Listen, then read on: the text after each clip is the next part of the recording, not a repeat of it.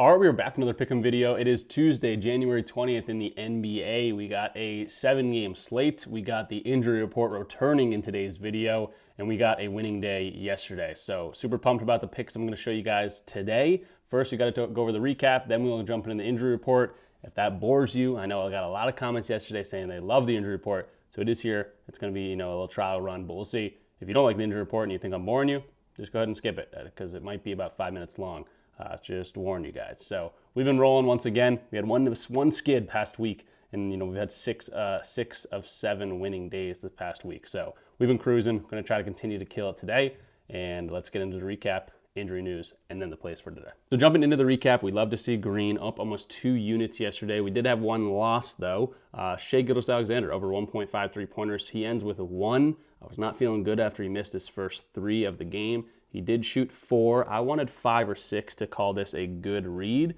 But unfortunately, I was talking about this and I was like, hey, he, gonna be probably double teamed, swarming, get a lot of shooters open. The threes were raining for the Oklahoma City Thunder yesterday. We did talk about a lean in Chet Holmgren's points. He crushed his line. So hopefully you guys got something out of me talking about that game in general. Again, this was my official video pick, but we did talk about the opportunities for some other guys to step up in terms of spot up shooting and catch and shoot situations. They got a whole bunch of those yesterday. And of course, Chet, one of the leans, did crush his points line. And someone else who crushed their points line, James Harden over 28.5. We took it to 29.5 too to reduce some juice. He cashed both of those, had 36 points in that game. Talked about some free throws, how about 20 of them yesterday? So that was a great read. Towns over his rebounds and assists, 14.5. He had 18 rebounds in that game alone. Josh Hart played, Brunson played. I said, I don't really care. This is just a textbook matchup for him to go out there and do it. And they're at home, and they got crushed yesterday, by the way. And he still dominated this line. He had 22 rebounds and assists.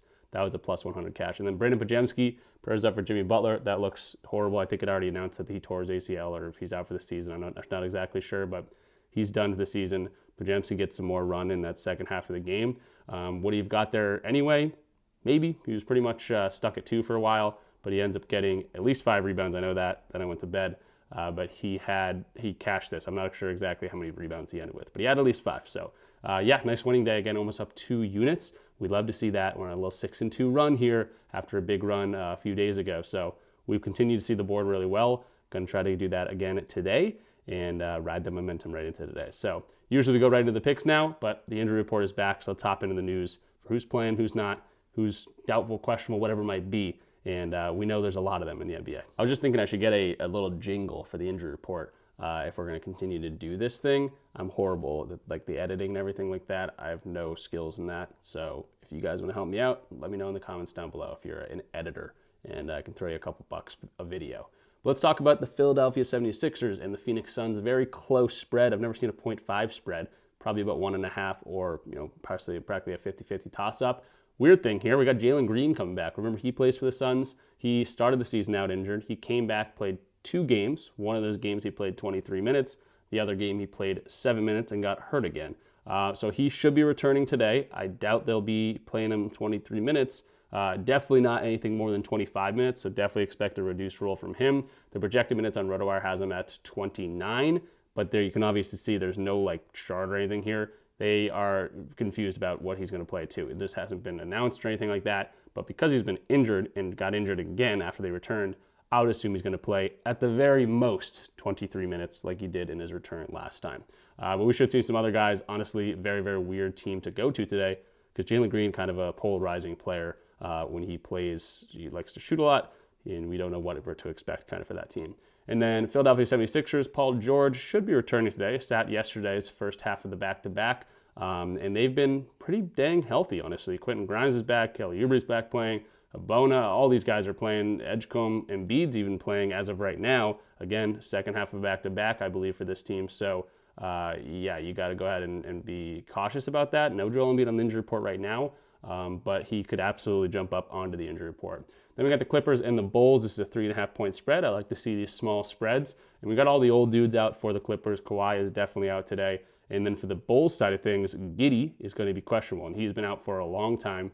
So if he returns, he's pretty much the engine of this offense. He will absolutely change things up. He's missed about a couple weeks now. So again, here's the projected minutes for today's Bulls squad.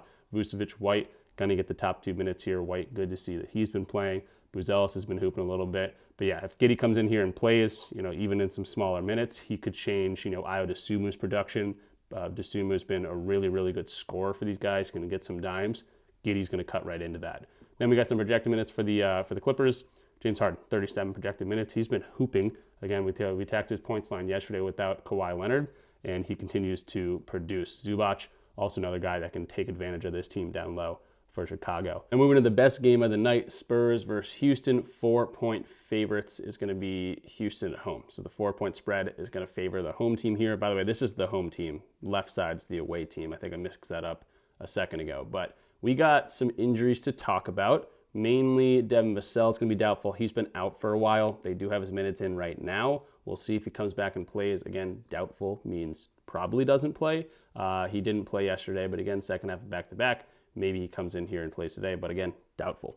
Then we go to Houston side of things, and we're going to get no Steven Adams, so that's going to open up some minutes. That's going to open up a lot of rebounding opportunities. A lot of these guys play a whole bunch of time under Ime Udoka. Tari Eason, questionable to return today. He's been out for a little bit, but he could be, slide right into that other big man spot that Steven Adams is going to vacate. But projected minutes as of right now does have Tari Eason in the starting lineup, but we could see a lot of extra Reed Shepherd. He likes to score when he gets some extra time, so just someone to look forward to. Minnesota, Naz Reid's going to be questionable. We do have Anthony Edwards in this game against Utah. I'm pretty sure he has dominated Utah in the past. He also just got snubbed from the All-Star game. That's another thing to think about today. Some All-Star snubs, or not from the All-Star game, snubbed from the starting lineup of the All-Star game. Didn't get it over Wemby, who's played limited time. Didn't get it over Steph Curry, who he pretty much has better numbers than.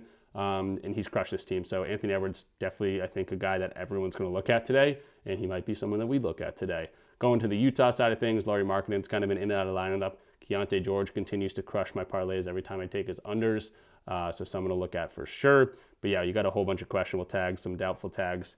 Anyone that, Bryce Sensabaugh and Markkanen are obviously the guys that are going to make sense to worry about. I don't know. I think Markkanen probably will come back today against the Minnesota Timberwolves, but we'll see. And again, Sensabaugh is a guy that gets a decent amount of minutes. So just take a look at this projected minutes lineup. Keontae George is going to be the main guy that's going to get the time. Yusuf Nurkic, huge question mark. This guy has been coach's decision DNP. Then he goes in yesterday and plays and has a massive game. Ace Bailey going to project to get some decent time today too. I think that might matter if Markkanen's playing and if Sensabaugh's playing. But Ace Bailey, definitely a guy that could get some extra run. Let's go to Lakers and the Denver Nuggets. Also should be a good one. The Lakers relatively healthy. Still no Austin Reeves. He's been out for about a month now. He hopefully returning after the All-Star break soonish. I haven't actually looked into this yet. He is, I knew he was dealing with a sprain back in December 26th. So he's going to be out for a while. Nothing to worry about today, him coming back, I don't think. But we should get Luka, we should get LeBron, and we're going to get a whole bunch of Luka against the Denver Nuggets. But the problem is his Slovenian brother, I guess he's a Serbian, but they seem like buddies. No Jokic still in this one, no Brown still in this one, no Cam Johnson still in this one, and yet Jamal Murray continues to put this team on his back. Aaron Gordon probably going to start at that center position. They play really well off each other, so it is good to see that Aaron Gordon's back in the starting lineup. We've seen some huge games from Peyton Watson a lot of the time. But yeah, Jamal Murray has been an absolute beast, and he's, the guy that I really like in a lot of these matchups. If his numbers get too high, though, you definitely can pivot. Aaron Gordon, again, probable today. Tim Hardaway Jr. off the bench. A lot of these guys have had different, good games here and there without Jokic, and everyone's got to need to step up for the Denver Nuggets, who are 29-14, continuing to win, even without Jokic, because Jamal Murray finally kind of making that next step that we saw when they won the championship.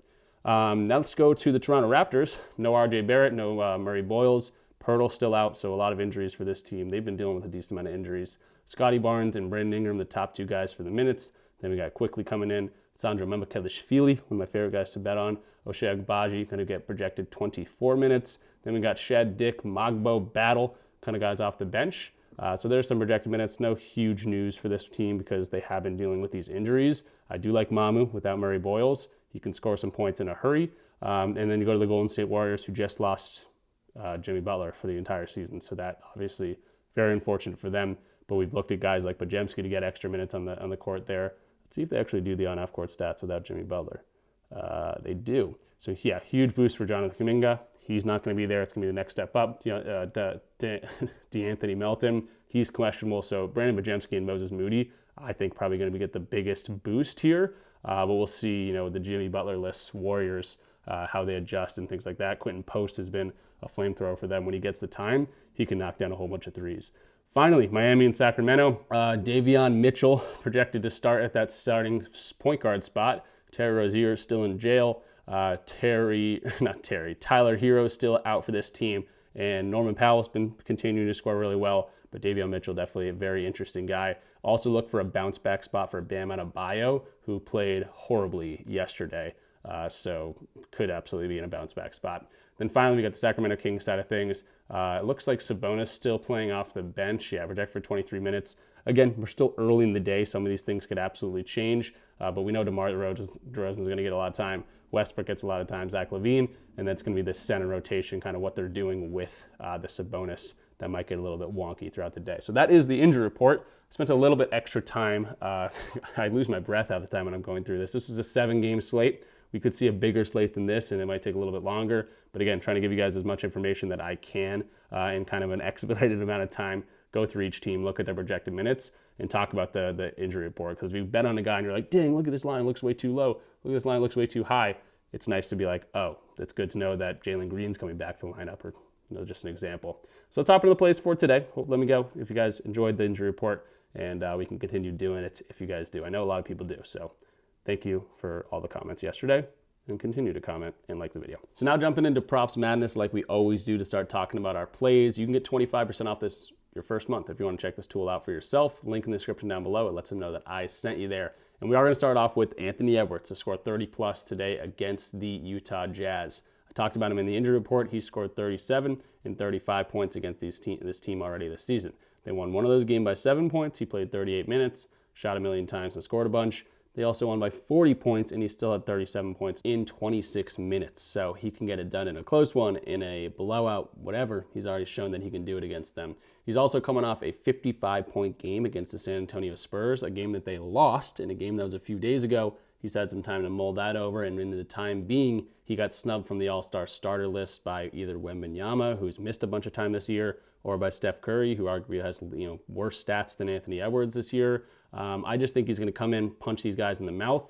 They're also away, which is a huge good thing for Anthony Edwards. In away games, he's over this in 70% of games. He's kind of one of those guys that likes to talk a lot of trash. I think he feeds off the opposing crowd. And again, snubs, coming off a huge explosion game that he didn't score too much. I don't even have to look at the matchup. This is a great one already. Now let's look at the matchup.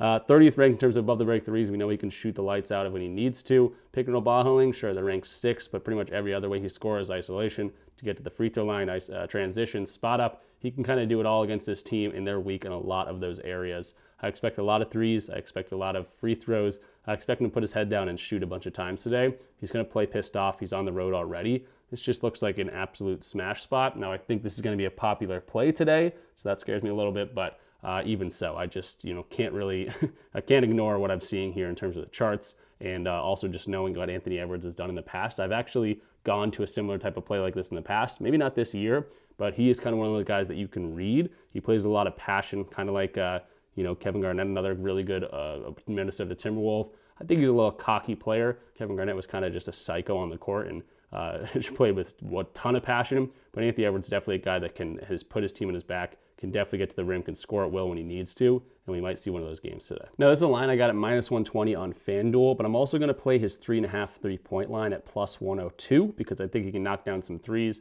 Again, he's played these guys twice already. He had 5 and 7 threes. I honestly might think of laddering up to 5 3-pointers, so 4.5 3-point line. But yeah, he can do it a lot, again, away games. Again, not that 70% hit rate we saw with the points, but he's getting 5 in a lot of these games. In this this Jazz team, really, really weak in terms of allowing a lot of 3-pointers. They're literally dead last in allowing 3-pointers. Positionally, defensive scoring zone or dominant scoring zone, that's at above the break 3. So it could absolutely be a great spot for him to get some threes, and we can see similar players to him, Donovan Mitchell, LaMelo Ball, Steph Curry, all getting 4+ threes, and a lot of these guys getting 5+ threes against this team. So could definitely chase some plus money. If you don't like the payout at 29.5, you could attack his 3-point line. Next guy I like today is going to be John Collins for the Clippers, who we played yesterday. This is a back-to-back situation that we know they're dealing with some injuries, mainly Kawhi Leonard The hit rate doesn't look amazing on this points and rebounds line, minus 125 right now on BetMGM, but he's got a really good matchup to do so. He had a really good matchup against the Wizards yesterday, but it was really the James Harden show. Got to the free throw line again 20 times, had 36 points in that game.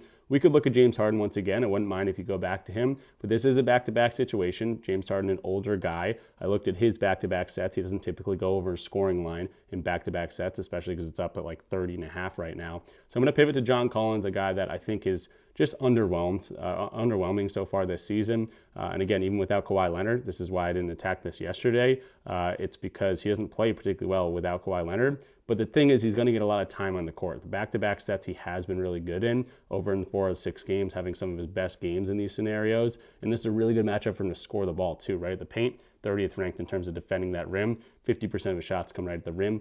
70% of his shots come, within 10 feet of the basket, and very positionally, a lot of players are going over their scoring line here. So that's a good thing. The points and rebounds line is just going to be added boost because he's going to get a lot of time on the court. It's projected for 31 minutes right now. If we look at games, he's seeing 27 to 37, which is what Props Madness has his projected time. He's over this in over 70% of games. So it's a really good matchup for him to do so. He had a really good matchup yesterday and didn't get there, even if he shot 5 of 7 from the field.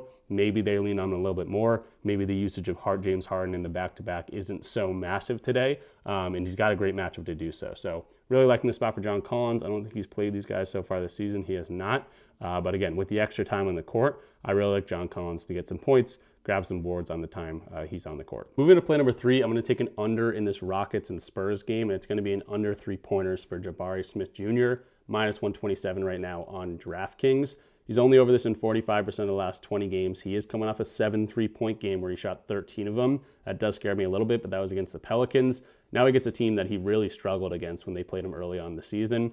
He should get extra time without Steven Adams on the court. We'll talk about that in a second, but he did play these guys, and he only shot 1 3-pointer. He didn't make one, but he only shot 1 as well. So we need 3 3-pointers in to hurt us. So really, really good data point. He played 27 minutes in that game. Might just be a little bit harder for him to get going in terms of his rhythm. Hard defensive matchup down low. 35 or so percent of his shots come within the paint here. And pretty much every other way he scores, transition, free throws, blah, blah, pick and roll big man, it might be a little bit harder for him to get going in terms of his offensive flow, which in turn could hurt his shooting percentage. Now, they are a little bit weaker to the spot-up situation and catch-and-shoot situation. I will mention that. But even in games they're going up against teams that are weak in the let's say, catch-and-shoot, they're ranked number 21, favorable matchup there. He's still only over in 38% of those games.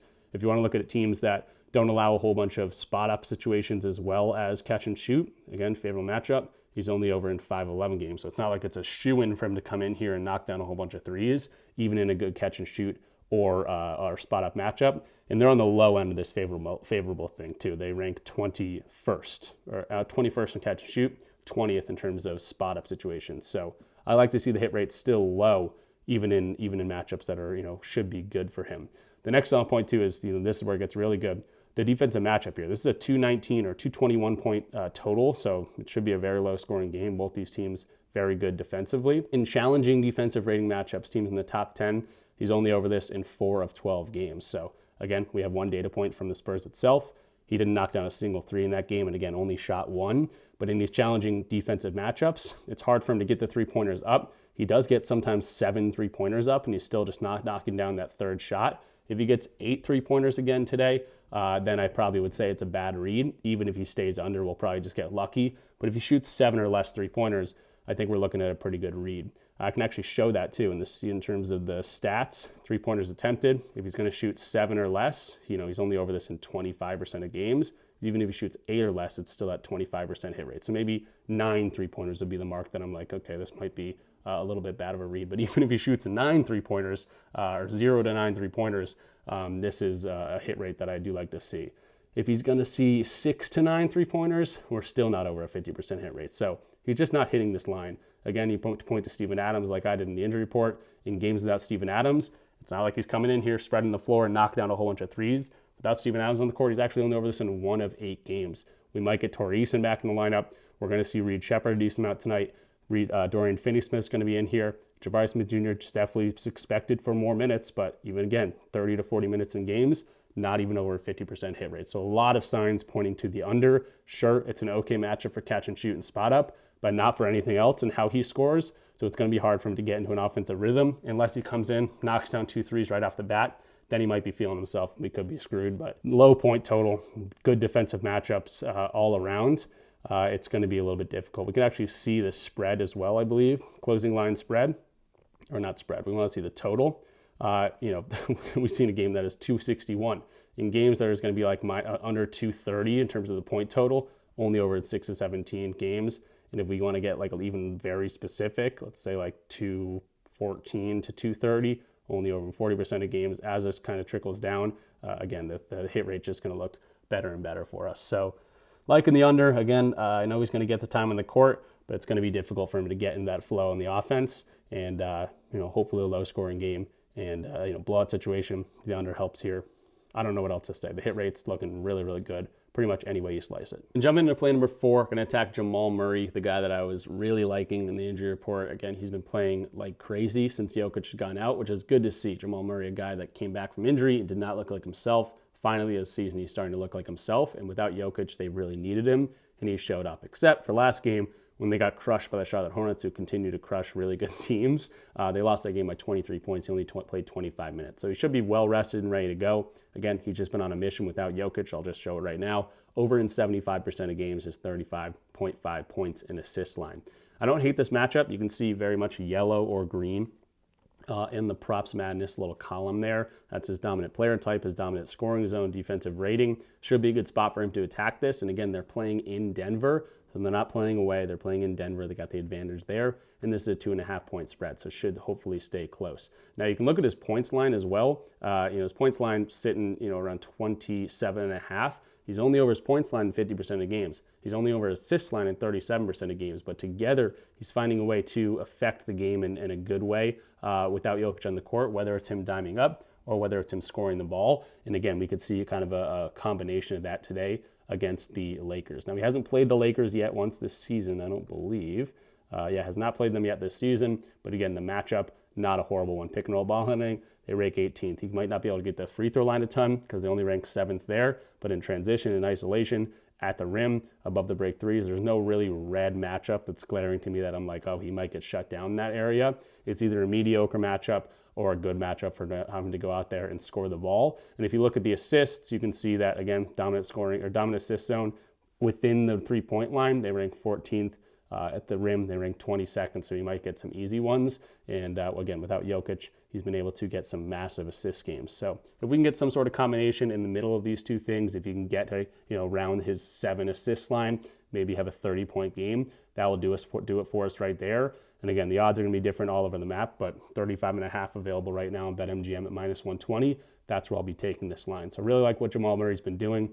Very, very consistent in a lot of these games. The first game without Jokic, he didn't get there. The last game without Jokic, he hasn't got there. But this is a 23-point loss, and I think it's a bounce-back spot for him. So really good spot for him against the Lakers in Denver. I like what Jamal Murray's been doing, and I think he can do it again. And before we jump into the recap of today's picks, if you're not on Pickit, you should check it out. It's a free bet tracker for you guys to use. It's a no-brainer. When you sign up using my code RichPicks, you get $3 or $100, just Venmo or PayPal or whatever it is to you. Very, very simple and easy. And again, no-brainer. You go in there, you sync a sports book, sync all your sports books, and it's going to tell you if you're winning or you're losing. Yesterday, I was up 5.7 units. I didn't play very much. Only put out 4 slips, but won 2 of those, and we're usually attacking plus money parlays over there, which is great to see. And for the entire all-time, I'm up about 530 units over the past 2 years, and about 390 of those units have come within this calendar year. And you can see last year, this was one of my hottest marks this January, February, March time. So